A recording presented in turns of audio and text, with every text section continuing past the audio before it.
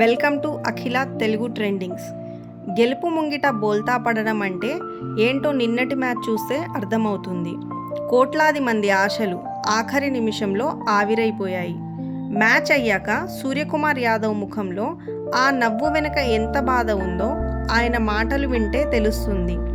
కేవలం ప్రయోగాల కోసమేనా మనల్ని ఓడించింది? 6 బ్యాటర్లతోనే బరిలోకి దిగడం, అది వరల్డ్ కప్ సన్నాహకాల్లో భాగమనడం అభిమానుల గుండెలను పిండేస్తుంది. ఒక వికెట్ పడితే ఆదుకునే నాదుడే లేడా?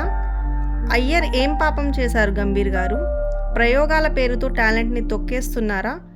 3వ స్థానంలో అద్భుతంగా ఆడే ప్లేయర్ని బెంచ్కే పరిమితం చేయడం ఎంతవరకు కరెక్ట్? ఈ ఓటమి పాఠం కావాలి అని మన టీమిండియా ఆత్మవిశ్వాసాన్ని దెబ్బతీయకూడదు. మన భారత్ మళ్ళీ పుంజుకోవాలని కోరుకుందాం. జై హింద్. ఈ వీడియో నచ్చితే లైక్ చేయండి, షేర్ చేయండి. మరిన్ని అప్డేట్స్ కోసం సబ్స్క్రైబ్ చేసుకోండి. ఈ వీడియోపై మీ అభిప్రాయాన్ని కామెంట్ రూపంలో తెలపండి. Thank you for watching.